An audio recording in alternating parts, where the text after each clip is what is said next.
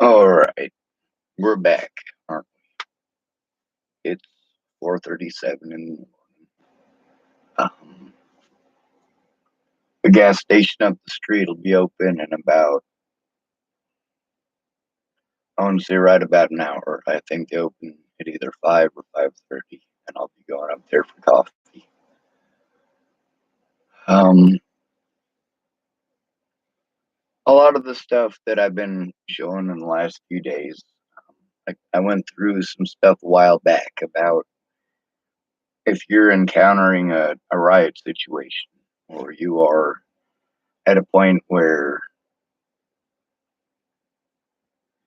you have to be afraid for your life, how to combat the tactics that the Romans used and that the Greeks used, what worked against them and what didn't. Um, Head on, you're just not going to bash through a wall like that. One of the things that is nice to know is that there is not several rows with 20-foot long spears or longer. In order to get to a Greek shield, you had to go through a really long pokey thingy.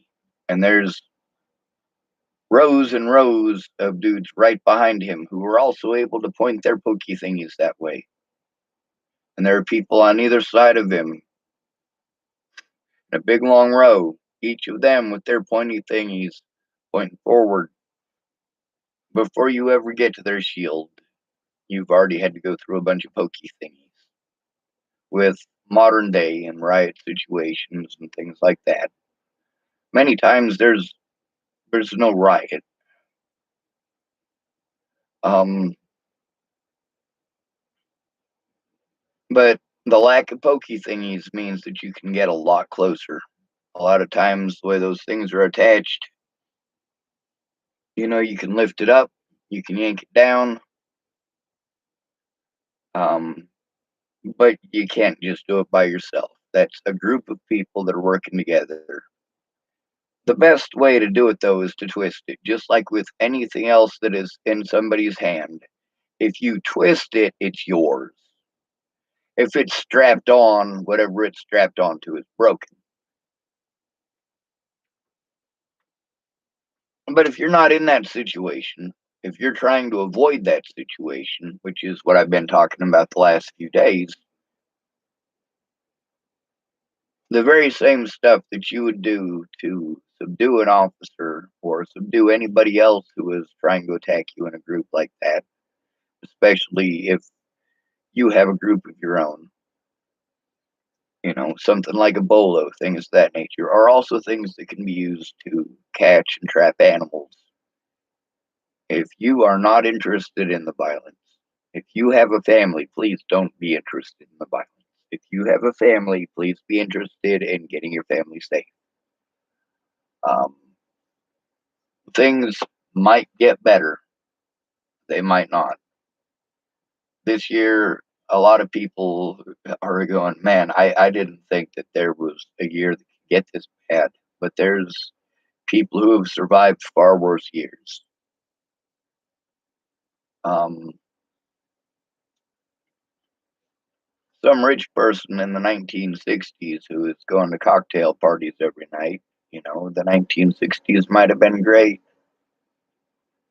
If you're a poor kid fighting in Vietnam, that might have been terrible. One of the guys that I was watching his stuff, he doesn't have any military anything as far as, guns or knives or weapons or anything of that nature in any of his videos or any of his bags. And then one of them, he pulls out something that I thought was the way that he explained it perfectly. If you're going to take something up there, you need to be able to conserve weight. The best way that you can conserve weight is get stuff that performs more than one function. If you get um, an axe and a machete, you got two different things that are both taking up weight. If you got a tool that's both, I've designed tools that are both to my liking, um, then you've eliminated a lot of that. You've eliminated, let's say, um, well, the one that he was showing was that he has an AK-47 bayonet. He doesn't have the rifle at all. He's not interested in that. The reason he wanted the bayonet is because the bayonet you can use for basically is your utility knife, and it also has wire cutters on it. And I don't know how many of y'all have ever encountered situations where just a simple wire cutter would be very useful, but when you're trying to build stuff, it's useful.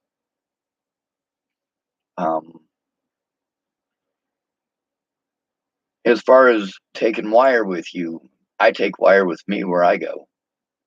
I mean, it's good for binding. You know, if you need to be able to take something that's broke into two pieces and bind it back together, it's you can do that with wire, and you can also do it with a whole lot of string. Um, Wire is just more. It's got a higher tensile strength, takes less of it. Also, like if you've got the ability to drill holes, like if you've got a hand drill, which those are getting hard to come by, but that's probably the one tool of substantial weight that I would take with me, a hand drill and some bits. Let me show you what a hand drill bit looks like. If I can find it. Like I said, a lot of the stuff that I invent, I'm not interested in making it for the rest of my life. I'm interested in giving it to people for nothing. There's a lot of open source stuff out there. There's a lot of patents that inventors made, like especially a lot of them old time doctors. They put their time and energy into trying to find uh, solutions to problems, like the cure for polio. Um, that vaccine, the guy who made the first vaccine gave it out for free. Uh, we've had a lot of other situations like that. Now, some of the vaccines, we have gone completely overboard with what's going into them, and the amount of them and the amount of space that we're doing it in. It's okay to get vaccines. It's okay to get vaccinated. Um, it's not okay to pound a whole bunch of those vaccines with stuff that is known to give people long-term problems. Sometimes you just need to wait a little longer. This right here is for a hand drill. This right here is for wood. It's not going to drill into a chunk of metal. You're going to ruin the bed. If you're going off into the woods, you know, you're going to need wood tools. You're not going to need metalworking tools. But if you have wire that you take with you, like, where is my spool? Um, I have 240 feet of this, I think, right here. Now this one right here, this is the end that was wrapped around something, and I took it off of here because this one's too small, and I don't want it to burn up and melt, but it can work for other stuff. Um, that's just copper wire. The spool of wire that I have for taking with me that I want to, it's currently buried in my trailer. So the wire that I have right now is that coated copper wire. Although the coating on it helps it to last a lot longer. Um, it's not going to deteriorate quickly because of the weather. So it might actually be a better choice than the steel wire that I have. But the guy was showing the Yugoslavian bayonet. Well, he was showing the AK-47 bayonet, and his was a Bakelite type. But I was looking at the different features that it has, and I went, you know what? That thing does have a lot of features. It's also very reminiscent of an American Bowie, which that knife was actually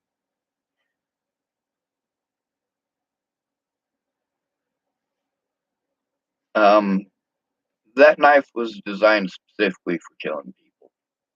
Bowie knives are nasty, and a lot of our American legacies, a lot of our American folk heroes, Davy Crockett, and you know, of course, the inventor of the Bowie knife as well, and Sam Houston. Their stories are told in American folklore today as heroes, but some of the stuff that, like the Bowie knife, it's scary what it's designed for, and it's also scary how good at it it is. That's partially why it was picked as a bayonet. However, I don't need a bayonet.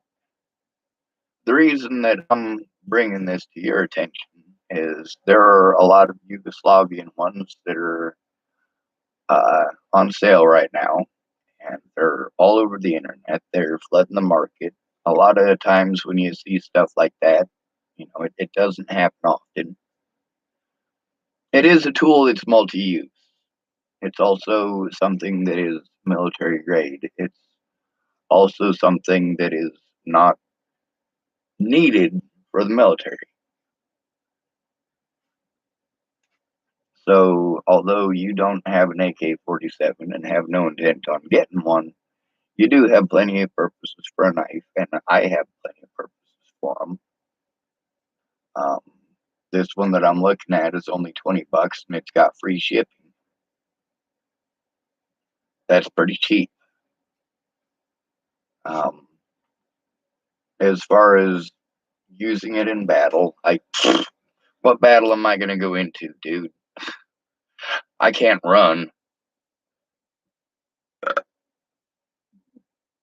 Oh, sorry about that. That's what I get for chugging instead of sipping.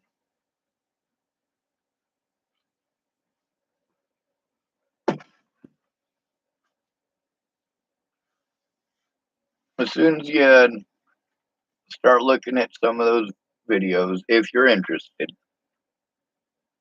a lot of you guys might notice that most of the tools these guys are picking, um, I pick more tools than they do. A lot of the stuff that they take up there with them, I can use the tools to get myself along the way. I'd rather just not. If I need some kindling to start a fire, then I can stop. If I'm stopping long enough to start a fire, I can afford 5 minutes to come up with kindling, and that's if it's an area that's extremely wet and I have to forage.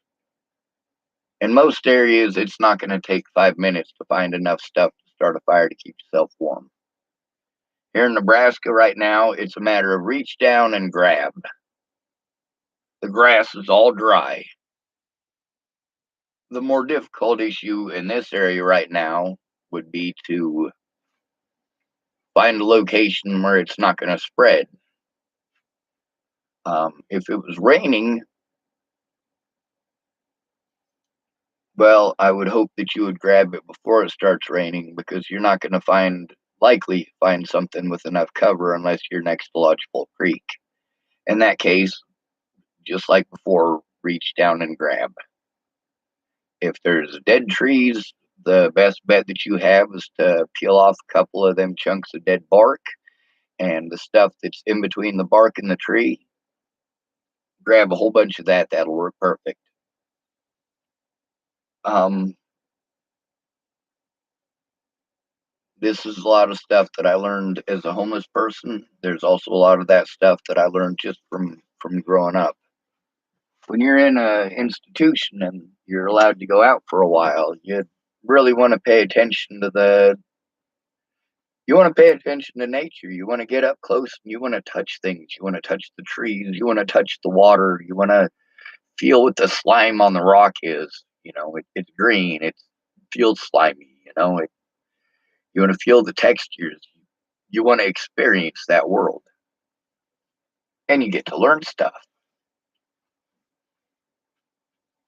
there's a lot of stuff that has very specific military intent that I would say just steer clear of. Don't mess with it. Its intent and purpose is too specific and geared, towards a specific mission profile for you to bother.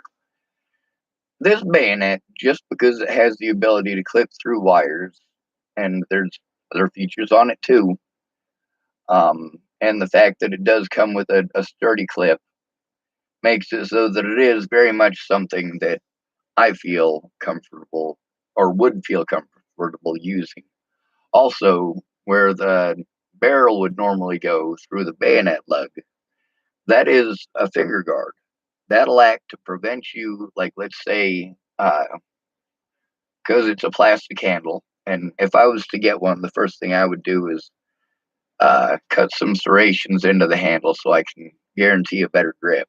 You know, uh, it's called a diamond pattern, but basically, um, let's say this is the handle right here. You would take something, and this is not going to do it, but you would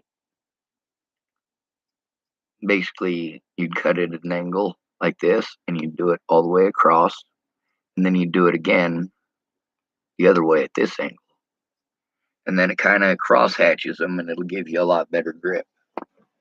Um, Having the finger guard on it makes it so that you're less likely in rainy conditions, or let's say you're having to use it for getting some crap off of an oil can and it happens to spill. It's going to be slippery. You're not going to be able to get the oil off immediately. It's going to take a lot of wiping. Um, so I mean, it can be dangerous.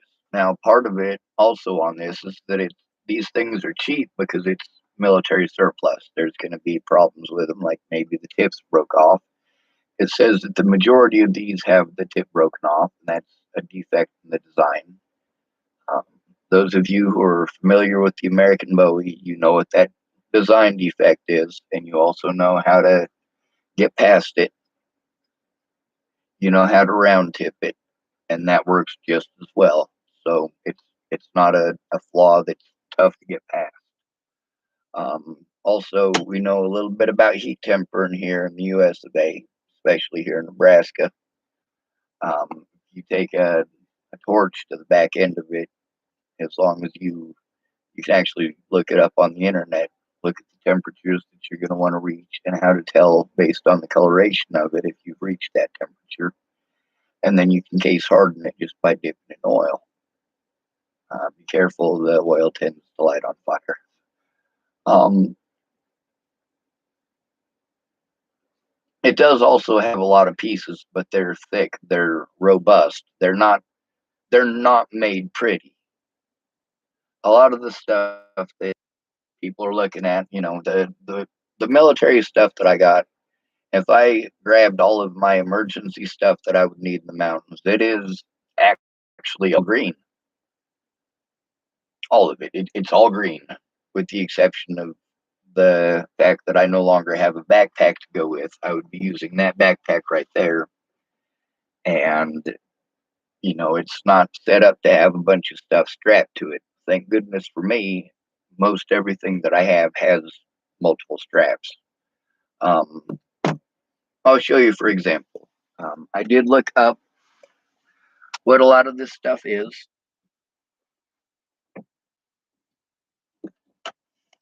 This right here is a Chinese SKS mag holder. Um, or not mag holder, but stripper clip holder. It's I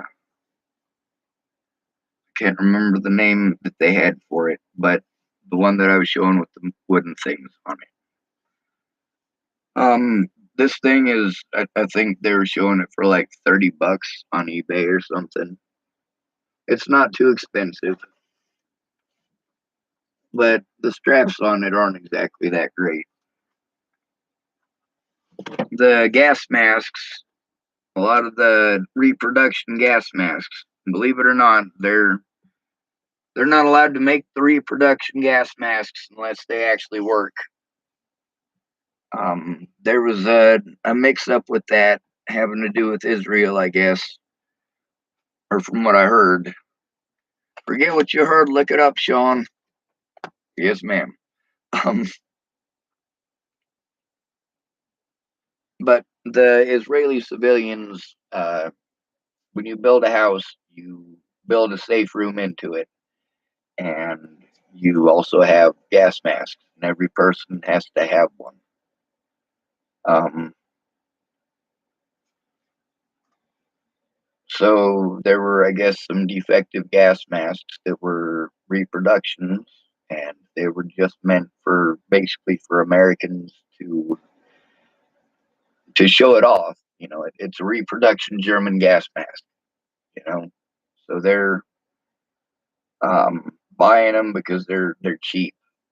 Believe it or not, you can get a real German gas mask for about the same price that's actual vintage. So that's also something to consider. They made tens of millions of them. There's a lot of them, um, and still a lot in surplus storage. I don't know how good the filters are after all those years, so it might be a better idea if you're not a reenactor to get the reproduction ones now because they do have to be made with actual functional filters. And when a lot of people were, um, when they made these laws and people were sending gas masks, there were some folks who went, well, I can get the original ones for just a couple bucks more, or I can get the reproduction ones that are newer with newer filters. I can get them for a few bucks less. It's only like $2 or $3 less. But when you're talking about trying to, send them to hundreds of Jewish families, and some of these projects, from what I was told, when they were first starting to do this, I don't know if it was the 70s or if it was after, but um,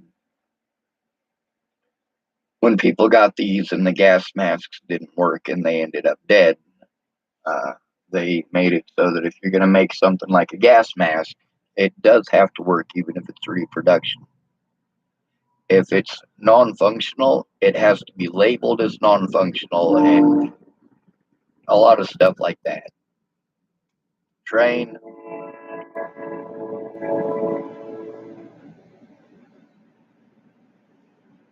Um, as far as a better knife would go, in my personal belief, a kukri. If you don't know what that is, look it up. Kukri.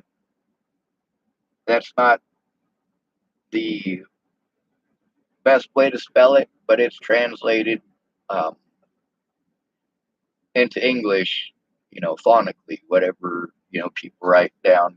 Sometimes it's Kukri, sometimes it's Kukri. But that knife is actually, well, like this one, it's a multi tool. This one right here, it acts as a knife. It also acts as uh, the wire cutters. Um, and there's a thing with it that it was showing right before this where there was like 5 or 6 other tools that are attached to it. Plus, it's got the saw blade on the back, which, if any of y'all know about me, I don't actually like the saw blade on the back. I think it's a bad idea on a machete. On something like this, it's actually pretty handy. When I was learning a little bit about sword fighting and knife fighting, um, that's where I get my dislike for serrations on a smaller knife. But at the same time, I'm not looking for something that I'm gonna fight a knife fight with. I'm not interested in that aspect of it whatsoever. Another one that is a good multi-use or multi-purpose is the 1918 um, World War I American trading knife. That one right there, you can protect your fingers if you're trying to work your way through, something, and it's something that you got to worry about racking your knuckles on, that might be the one to get. Also, if you get the ones from Bud K, I think it is, they're really inexpensive and they're not sharpened. So it works as a replica or it'll work as something that you need that's functional. The problem with that is that the handle it's not full tang. It's welded to a little round uh, steel rod with threading on the far end, and it has a spike that screws onto it, and it's pretty flimsy. One thing that I would personally like to do is, if I get one, I'd probably modify it like the last one. It's meant to have a sharpened blade on both sides, but I don't have a need for something that's sharpened on both sides. Matter of fact, I don't even need something that's sharpened on one. Um,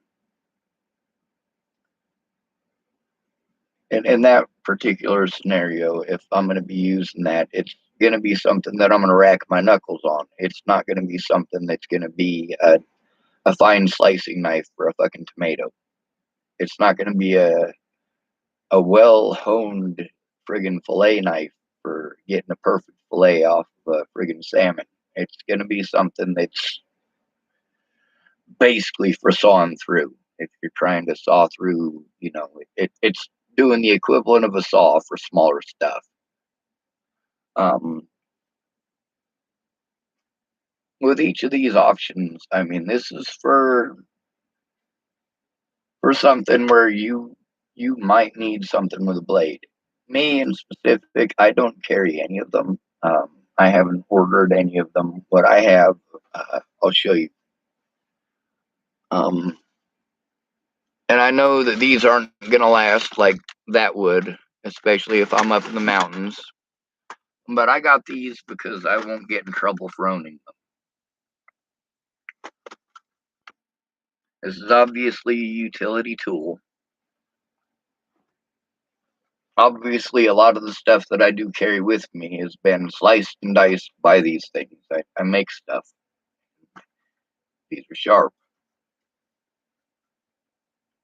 They're also lightweight, and they have a safety feature, being in the fact that the handle itself is the handle itself is the sheath. It's also really flimsy. It's not something that you're going to be jabbing into something like a bayonet. These also don't really serve much of a dual purpose. They're multi-purpose in the fact that it's a blade. It's not something that you're going to be able to saw through something with. So for somebody like me who already has two different saws, um, I don't need another saw. These will work fine. If I was to get that bayonet, it would perform the function of my short saw, and it would perform the function of these, and it would also perform the function of being a wire cutter. So I'm thinking about getting one of these. Um, I haven't decided yet. For the most part, I have everything that I need. As a homeless person, I learned not to go getting a bunch of frugal stuff or go getting a bunch of friggin' stuff that I don't need, because then I have to carry around excess. And then when you have excess and you can't carry it all and you no longer have a place to put it all, you lose it all. And you busted your ass for it all. Might as well try to keep it. That's where having your own property comes in. Now, if the shit hits the fan and you have to leave your property, on the bright side, at least you're able to keep your stuff. You're not losing everything that you get. You've got a place to park your horse trailer or uh, your dump truck, or a place to put the things that you can't carry if you end up homeless. With everything that I do, there's the preparation that I do, and then there's also the things that are expected of me that I also try to do. I don't plan on living out of a backpack. A lot of this stuff that I've been talking about, it's not with the intent of living out of a backpack. I have lived out of a backpack. It's fucking hell. Now, if you got a few decent road dogs that you're traveling with, that's a different party altogether. That very much becomes a party often. But also, you're talking about parties that are in excess. And you're also talking about a lot of road time, and that can eat your body like you wouldn't believe. It'll kill you quick.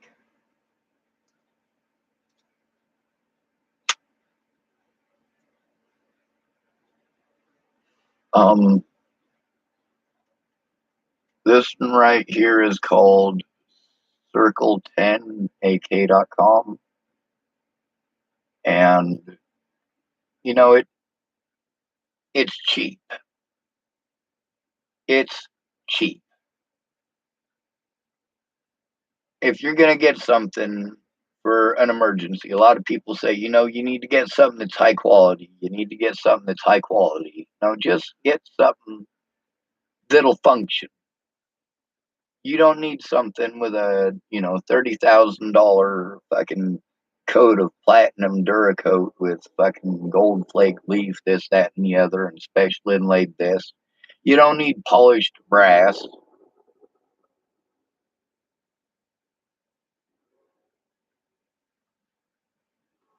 Something that's military surplus. It's important to note that it's military surplus. It's not going to be just complete and total crap. A lot of this stuff, yes, it's by the lowest bidder, but also look at how many years of service it's gone through. Many of the service rifles that the American military uses today are basically they're upgrades over years and years and years and years of service. You might have 3 or 4 owners or possessors of that rifle in the military who served their entire military career with that rifle before it's entirely phased out. So they've been through a lot.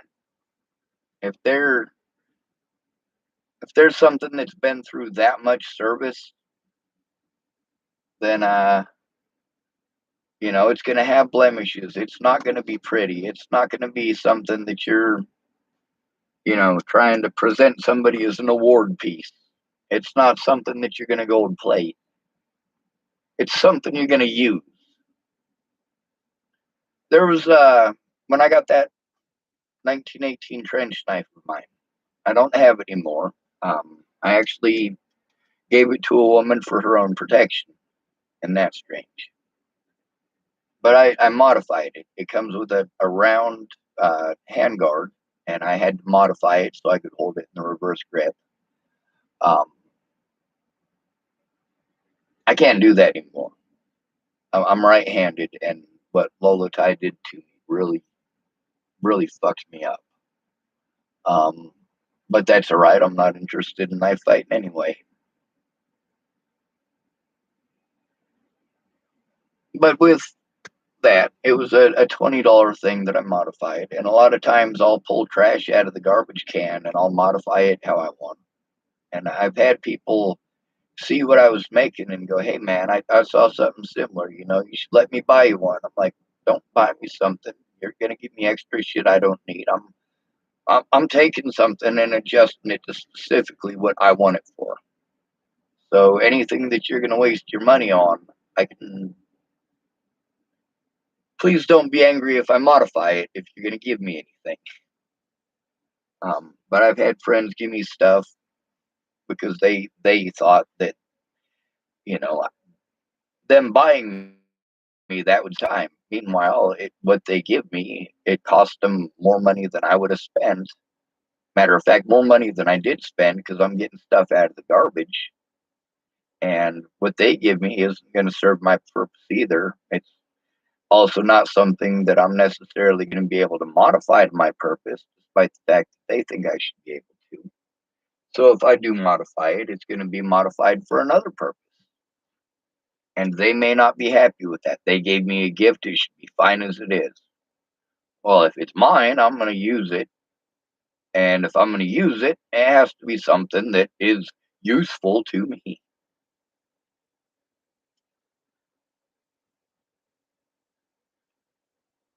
I remember a guy here in town, he was watching me grind the back end off of a saw. It was a saw machete, and it was only about that long. It wasn't a very big one. And he saw me grinding the saw part off of the back of that, and it was a high dollar one. I mean, it was thick, and it had alternating serrating blades. I mean, it's nice. And when you're grinding the saws off or the teeth off something like that, people look at you kind of weird. There was a moral to that story, but I can't remember what it is. As long as these things are, I think they're like a 16th of an inch. The blades are a little bit too long. They're about a 16th of an inch too long for legal carry in Nebraska. So I would probably grind it down just a little bit. It says that some of them have just a little bit of the tip broken off, so they're probably the right size now. You'd have to measure it. Um, One thing that you can do to get past the length of the blade is that you can grind out some of it near the base.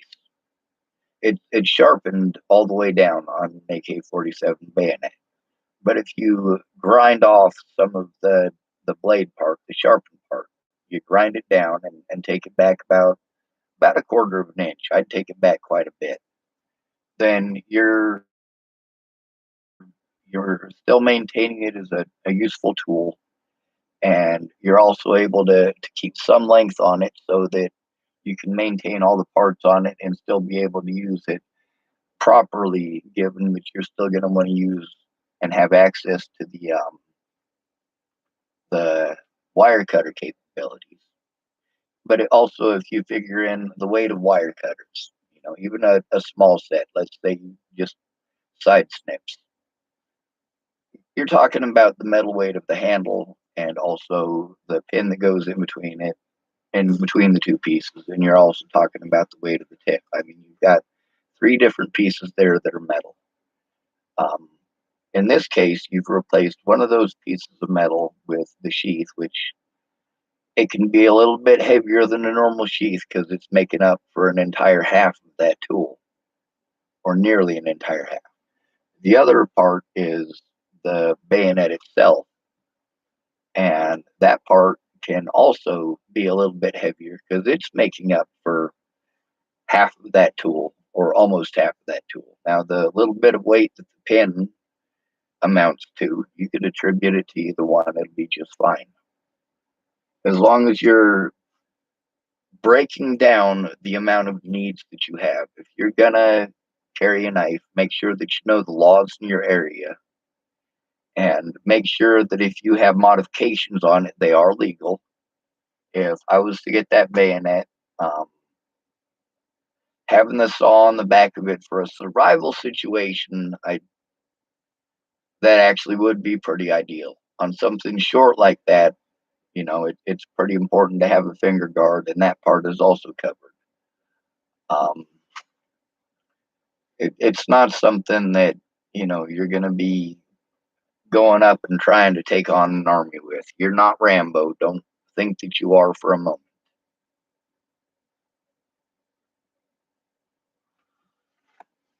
But it's basically a Swiss Army bayonet. Um, but it's the same price as, but it's actually less than the price of my first Swiss Army knife. And you guys know the standard Swiss Army knife, the one that everybody has on their fucking keychain. Every man is not a man unless he has one of these things on there. My stepmom, my ex stepmom, Kathy, it's Kathy Johannick now, last I knew. Um, she worked for Burlington Northern. That's where she met my dad. They both worked for the railroad.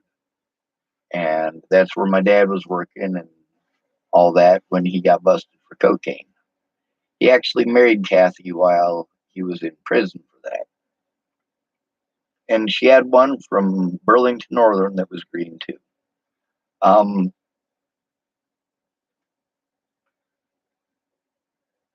Actually, I want to say I got it on sale for like $14.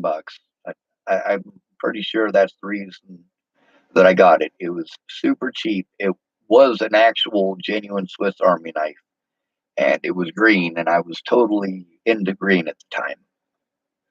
Now I'm just into function. A lot of the stuff that I have, it just happens to be green because its function is primarily military.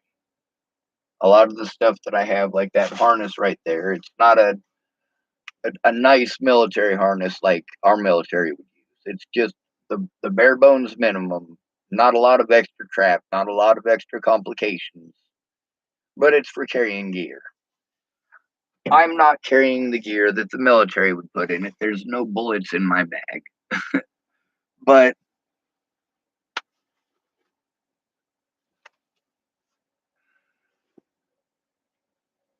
hold on a second.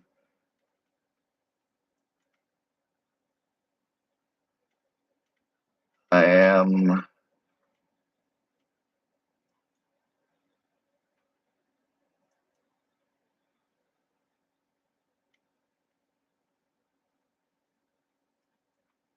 All right, I had to look stuff up real quick. The name of the video: Intent versus Perception. If I got that strapped to my side like it's a service knife, or I have that on the end of a rifle, or I am walking through town with a rifle, that's going to put up red flags. If you're in an emergency situation and the first thing that you're going for is a gun, you're looking for violence as your very first solution. Violence is rarely the solution. When it is the solution, it's the only solution. But if you're going to it as your first option, you have already doomed yourself. In that situation, you're the one who's the danger to yourself and others, and you are making yourself a target. You are making yourself a target by having that. Most folks aren't going to be able to tell if you're, well, they'll be able to tell if you're United States military. If you're United States military, there'll be more than one of you. You'll all be dressed pretty much the same. There'll be a lot of you. When you got somebody like me who's got a bunch of green stuff and it's all military stuff from all over the place, I'm not going to look a thing like the modern military. I'm not going to look like the National Guard. The National Guard may mistake me for some crazy gun-toting idiot who thinks that he's fucking Rambo and he's going to take on the U.S. Army. uh, Not fucking smart. There's a lot of cases where you tell yourself, yeah, I got these guns to protect my family. Then the moment that you go out your door and you have that thing in your hands and it's a big ass friggin', it looks scary to people. Yes, I get that an AR-15 and a 223 Remington bolt action, they're both the same round, and there's 223 Remingtons that are not bolt action. They're semi-auto, just like an AR-15. They just look more traditional. They look more traditionally like a hunting rifle. It's got the wooden stock on the bottom and the wooden hand grip on the bottom, and it's got the wooden butt stock that goes out the back of it, and it's got the straight looking barrel with the standard iron sights. It doesn't look like some sort of thing that we basically only see when there's wars getting fought. When you walk out of your house like that and you're trying to, let's say you're trying to get out of the city because there's a firefight happening, Or let's say it's even just the COVID and you're taking that rifle just in case, because a lot of people are paranoid. Like recently, we've had a lot of shootings, a lot, especially considered everybody's supposed to be locked up in their house. Does that get you guys either? I don't know. But because your family is with you in that case, and that thing is big and robust, screaming, fucking scared shitless for a lot of people.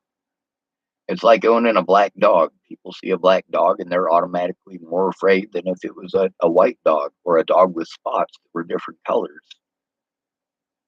Um, it's just a psychological thing.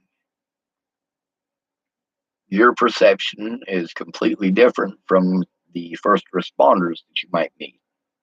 Now, in real life, the first responders are the people who call the police, usually. The people who are there while it's happening, who call 911 or take it upon themselves to intervene, or possibly both. That's your first responders. The first responders I'm talking about, though, are the traditional first responders. Those are the people that you're calling to get their help from: the EMTs, the police, the ambulances, fire trucks, whatever. Those guys. When you call 911, you're not necessarily going to get who it is that you think you're supposed to. In Washington State, when I called 911 because that heroin addict had a needle sticking out of his arm, and I could tell he was breathing and he wasn't dead, and that was a good thing. But, he was passed out with the needle still in his arm. And I was surprised as all hell when it was the fire trucks that showed up and no ambulance, no police, just the fire truck.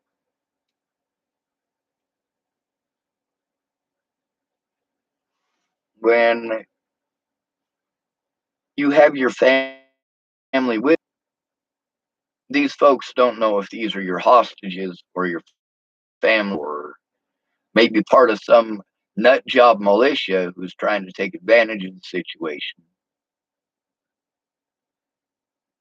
If you got a bunch of green stuff like me, then having a rifle on top of that is definitely going to get you shot. It's a bad idea. Now, if you got a bayonet and a rifle, that's an even bigger fucking scary thing. Now, if you have the bayonet in a survival kit or in your toolkit, and it is replacing multiple tools, that is something that you can explain, as long as what you are doing with it and the regulations with it are within specifications, legal specifications in this situation. Some states will only allow you a 3.5-inch blade. Anything longer than that, you have to cut it off. Some states it's 4 inches. Some states don't have a specification. There are some states where you can literally carry a sword as long as it takes more than 3 motions to withdraw it from the sheath. It's a lot of thinking, isn't it? Come up with a law like that. Trying to get the wording all picture perfect. We saw what happened on that with basically the funnies. Now, the funnies, these were tanks in World War II that, like they had one of them that was a bridge tank. They took a regular Churchill tank and they made it so that it'll lay a bridge. And they took another Churchill tank and they put a flail on it so that it could flail the ground and hit landmines or anti tank, so that the tank doesn't, lose a track and get stuck, and so that the infantry can get through. We later did that by modifying Sherman tanks in the same way. The funnies that I'm talking about obviously aren't tanks. There's a lot of stuff that its original intended purpose is somewhat different from what you need it for. Um, with the Yugoslavian bayonet. I'm looking at it. It's a M70 AKM Type 2. And I'm seeing a lot of non-military purposes for it. I'm also looking at the fact that in my state, it does have to be a little bit shorter. I can do that modification myself with 2 minutes of grinding. It's also not an illegal modification like it would be with a firearm. But during the 90s, we had a bunch of firearms funnies. OEM wanted to make a pistol that would fit the new ATF regulations and this, that, and the other. And they ended up doing a lot of stuff that made the thing unsafe to fire. They ground a lot of weight out of it that needed to be there because it was in structural areas. They skimped on a lot of, you know, materials that needed to be heat treated and put in stuff that wasn't heat treated and wasn't even metal because they were trying to save weight. They skeletonized everything, and if you dropped it, you were going to break pieces off. Um, in between 1994 and 2004, might have been 96 to 2006 that they had the assault weapons ban. Um, we ended up with a bunch of funnies. We ended up with a bunch of guns that people just, they literally made them just to say F you to the ATF. And that's because the ATF tried to make rules that they felt would be near impossible, if not impossible, for people to do. Like, no, you can't have a M16 frame that is a pistol. We're not going to allow you that. We're going to make a bunch of rules that makes it so that it's an impossibility. And then when you achieve the impossible, we're going to realize the futility of it. And that actually is what ended up ultimately happening. It wasn't just people building stuff in their garage either. It was major companies, and every major company, every major gun manufacturer had to revamp for that.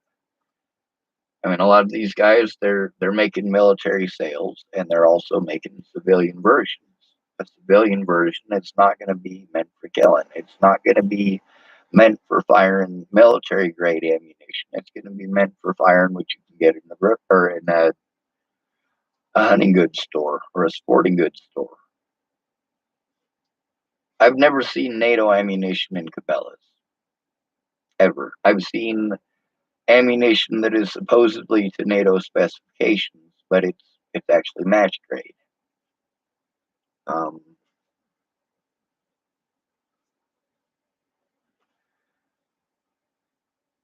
when the assault weapons ban was dropped, there's a lot of those things that were learned during the funnies that were later reapplied to other things because some of those ideas were actually pretty good and they worked pretty damn well.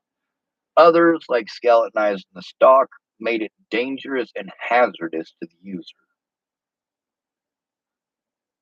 So we had major companies in the United States who have helped keep this nation afloat, who have helped to contribute to our boys and girls in uniform having the right and proper equipment to keep them alive, or to at least give them an edge over the other guy. You may not agree with the politics, you may not agree with the wars, but you still want your brothers and sisters to come home, don't you? If your brother is in the Marines and war is declared and you don't agree with the military going to war and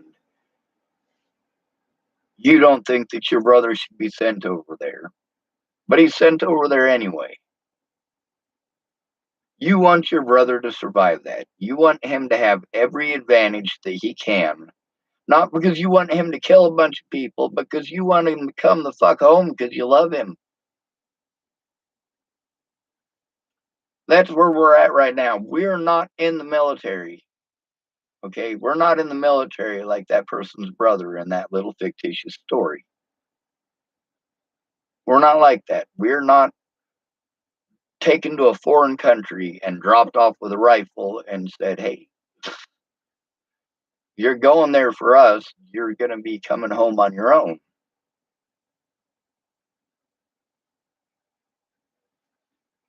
Much like when you're homeless, you live for yourself and for the guy next to you or the woman next to you.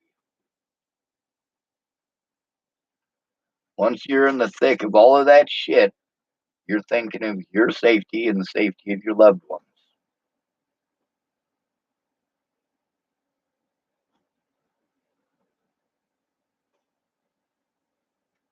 When it comes to being in the United States versus being in a lot of these foreign countries, a lot of these foreign countries are used to seeing people openly carry guns. They're used to seeing militias openly carry guns. For a lot of these folks, the military just isn't big enough. They have to use local militias to defend themselves. And a lot of these places, there's religious differences that have resulted in a clean divide and, you know, hatred between two religious groups, much like, a lot of the religious strife that we've been seeing for the last 30 to 40 years in the South, especially targeting Baptist churches. But these are entire nations, basically. Iraq, they were separated into three big major groups, each one of them controlling a part of the country.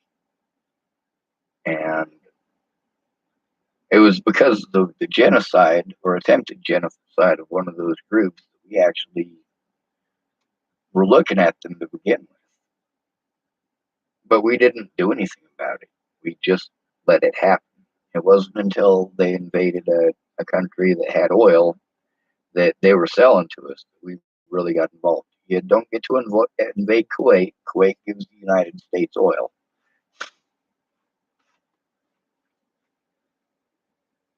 You're not stuck in a foreign country. You're not in the military, handed a rifle and told, hey, you do what we tell you to do, or we're going to shoot you as a coward or a traitor. When you're in the military, that's pretty much the point that you're at. They're either going to shoot you as a coward or a traitor if you try to come home, or you'll spend the rest of your life in Leavenworth. Also, while you're over there, if something happens over here, you're not going to be able to do anything to help your family. You're over there. So if you're not in the military and you are here and your family is here, then focusing on your family first is probably what you should gear yourself towards.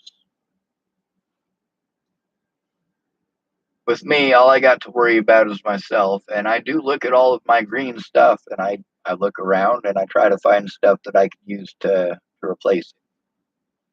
Um, but at that point, it doesn't matter if it's green. If I'm going to be going out into the mountains, if I'm personally going to be going up into the mountains or going off to dig something, my green stuff is either going with me because we are not in a severe situation like that, and as a result, I'm taking it there to get everything cleared up and planned out and taken care of so that I'm prepared beforehand, just in case. And that area that I prepare beforehand could be used for anything. Let's say I buy myself a house somewhere else and I live in that house and I have a wonderful family, and then me and my wife split up and I'm stuck somewhere where I'm like, well, fuck. I don't know anybody in the area. I don't really have any place to go because of the situation with Natalie. I got a shitty reputation in the places that I know. But on the bright side, I have that place that I got prepared ahead of time. And although, thank goodness, we're not in World War III or anything like it, I still need a place. And I know there's pots and pans and the ability to cook there.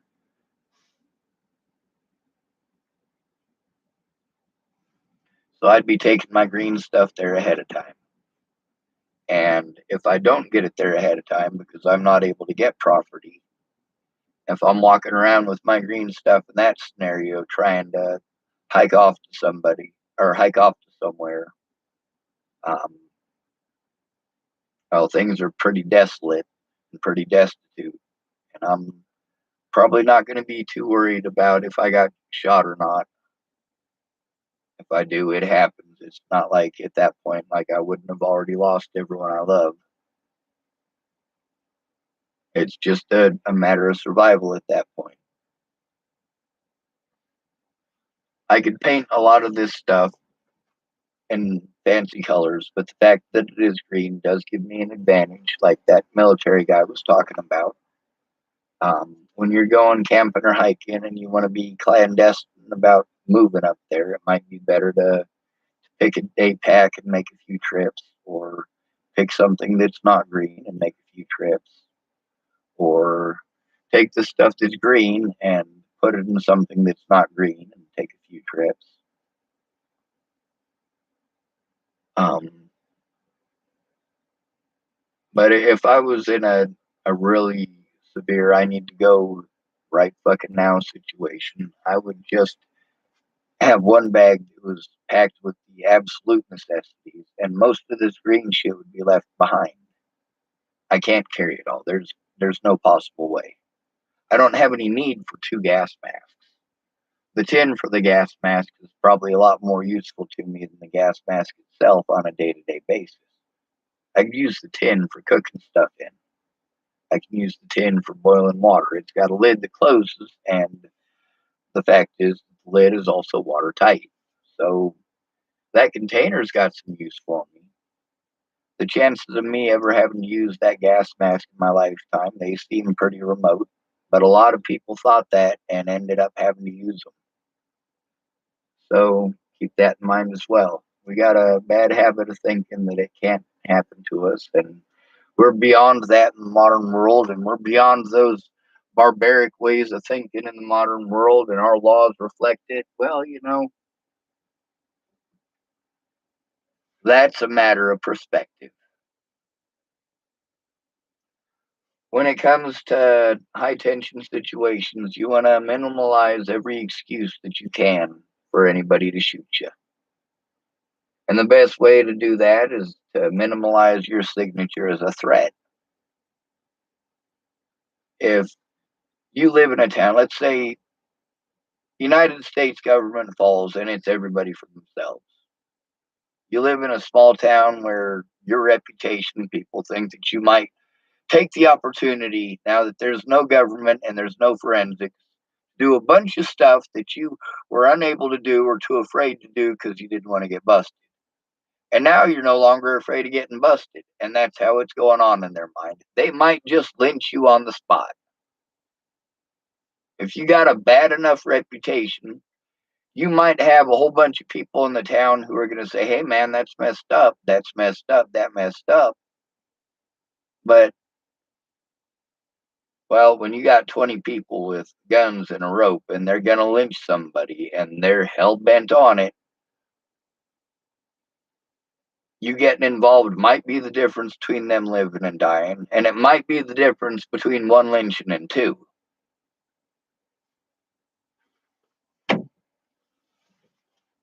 Me, I'm one of them people who tends to not keep his mouth shut. I think I'd end up getting lynched as well. I always stick up for people, and a lot of folks, they don't get that I am always sticking up for somebody. I don't pick who I stick up for based on their skin color.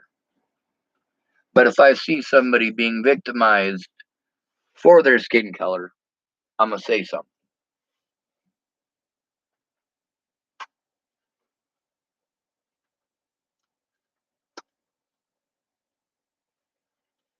I've been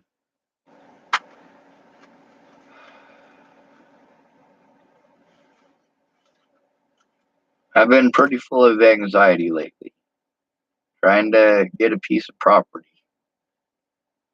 trying to get a place to move all my stuff, and having to try to do all those things, even given my disabilities. And then there's the assumptions of my disabilities and the assumptions of my motives and wants and needs and desires and so on and so forth. And I'm dealing with all of these roadblocks, and I'm wanting people to understand that I have firsthand experience in a lot of stuff. It's almost like even people that I knew for years and years who knew that I was interested in a lot of this stuff, and people who were able to see the things that I'm able to do with the knowledge that I have, that were pretty amazed. It's like once they knew I was autistic, they magically forgot it all. It doesn't matter who I am, it's matter how people perceive me and how people perceive folks who are different in general.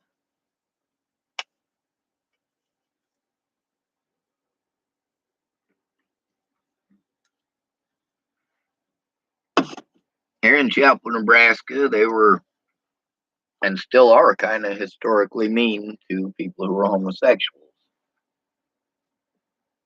When I was in high school, there were kids that were homosexuals that never told anybody. There were also ones who were pretending to be straight, and we later found out they were gay. Well, I already knew, but there's also a few of them that surprised me. Like, wow,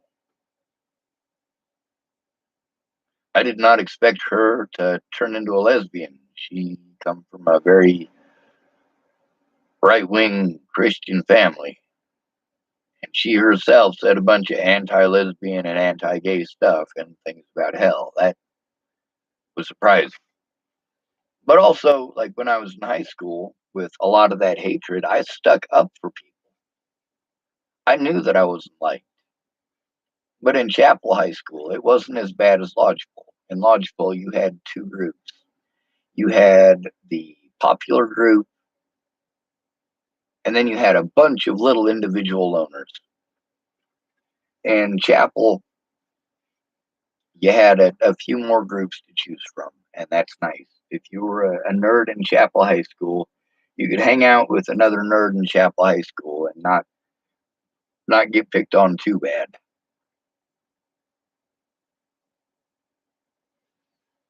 But when you call somebody mentally ill, or you hear that somebody's mentally ill, your perception of that automatically changes.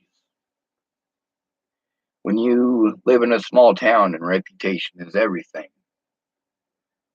if somebody is accused of certain things, even if you know 100% that they're not guilty, in small towns, reputation means everything. If the fucking idiots all believe something, whether it's true or not, you kind of do have to go along with it.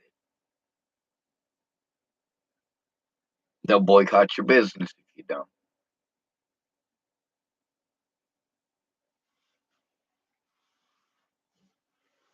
We're not talking a boycott like a Disney boycott, where they're out there with signs and their faces are there to see for everybody. This is a bunch of people who are going to go run around town talking shit behind your back.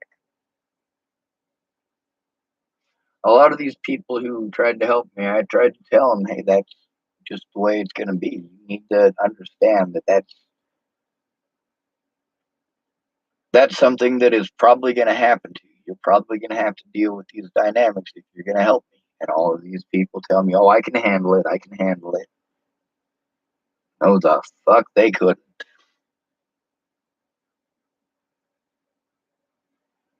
Candace Bondurant was scared as shit. Her perception, the thing that she was envisioning in her head was some bikers coming up and trying to bash in the door and kill her and her kids, and me, of course.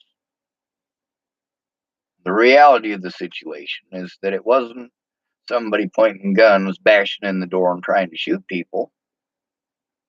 It was a police officer who really manipulated his situation and his position to do some pretty fucked up stuff that ultimately resulted in predators getting away and me being harmed. It also had a great bearing on me and Candace. Me and Candace are not friends anymore, very specifically over the situation with Michael Beard. All of the argument that we had, the situation where those GoFundMe's that people had set up that were destroyed, all of that over a situation with Candace Bondurant and Michael Beard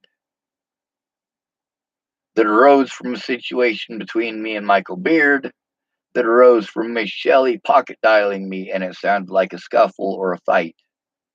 And with the things that Miss Shelley had just been telling me the day before, especially about Ted, I was, yeah, anybody would be fucking paranoid hearing Miss Shelley say that shit. Anybody would be paranoid, especially after reading what Natalie wrote and hearing what Natalie and Alicia had to say. Especially with Danica Garner telling me that, you know, yeah, Ted is a horror story for her too. Same thing with Rose.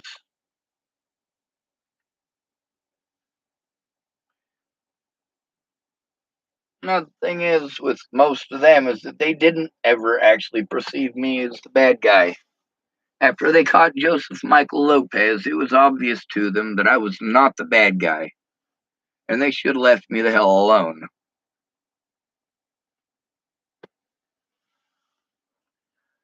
A lot of people think that if I'd have just shut up, then this all would have gone away.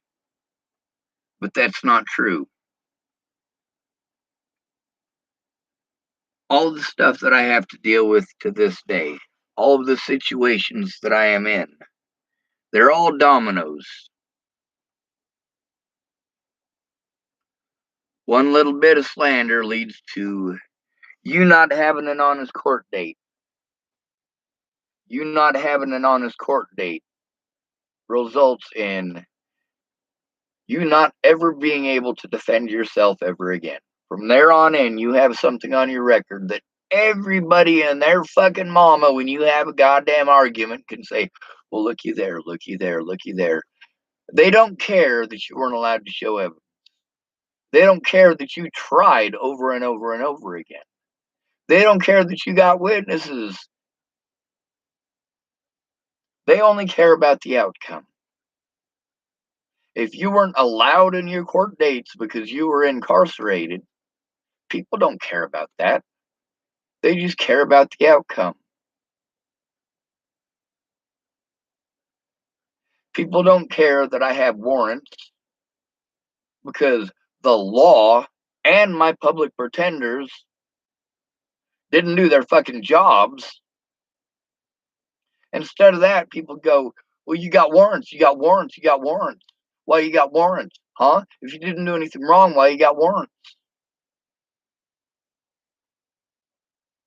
Or why'd you break the law? Why'd you break the law? Why'd you break the law? Because I tried everything that I was told to do that wasn't breaking the law. And because of the tag mentally ill and all of this goddamn slander, that's the only way that I can get somebody to look. That is the only way that I can get these people who are supposed to do these things to actually look. Like, hey, I've tried going to you nicely. I've tried talking to you nicely. I've tried bringing in the evidence. I've tried everything that I can. I've tried doing it over the internet. I've tried bringing it in person. I've tried doing it over the phone. I have tried it every fucking which way. I have tried it at the library. Oh, that's the problem with you not being there and you not living through it, but still having a fucking opinion. Your perception of my reality is not my reality. Your perception from watching too many movies of who the bad guy and the good guy is, it is screwed. And your perception of how you think you're going to be viewed in that scenario with your fucking guns is not likely to be the view of everybody around you. And some of those people are going to be extra paranoid. If you're leaving your house in a situation where you're leaving with your family in backpacks and guns, you're fucking paranoid as shit. If it's that serious of a situation that you are that paranoid and it is justifiable, then your neighbors in that situation, their fears and their paranoia is just as justifiable. And for them, they won't necessarily see that gun in your hands as something that you have to protect you and yours. They may see it as something that you are intending to harm they and theirs with.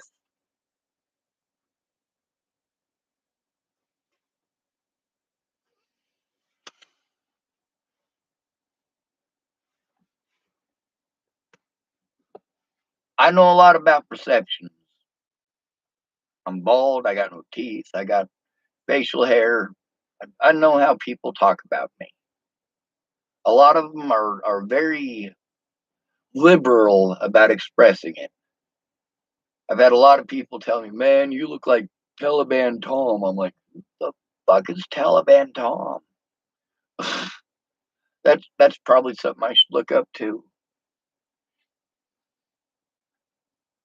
I've had people tell me that I look like all sorts of crazy people. Like, man, you look like Rasputin. You ever seen Rasputin? You look like Rasputin. Anybody ever tell you look like Rasputin? No, never. It also depends on whether I got this or not.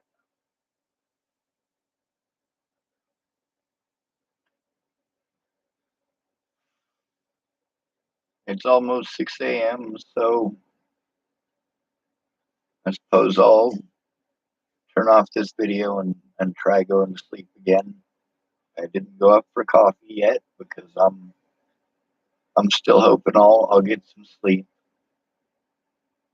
I do got some things I need to get done today, but some of those things I won't be able to get done unless I get sleep. I'll have to postpone them, and that's just a pain in the ass.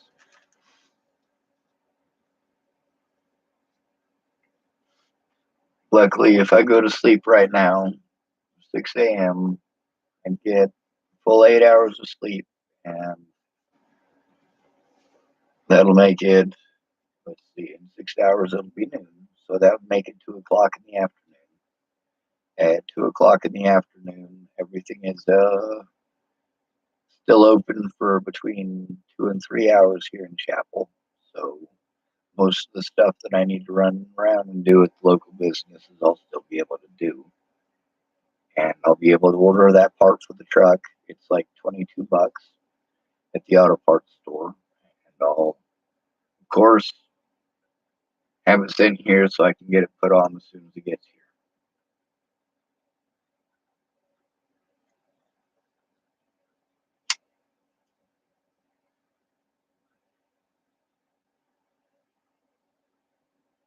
If I had more positive activities, it would help out a lot. If I didn't have to worry about losing everything because I don't have my own property, I'd probably get more sleep. Oh my God, I got a dried up booger in my left nostril, and it's got a hair that's making me fucking, it's tickling the inside of my nose. And I am trying real hard not to pass out with my finger up my nose on camera. So I suppose good night for the second time or third time or fucking fifth time. My numbers at this point don't fucking matter. However many times I said good night, here's another one.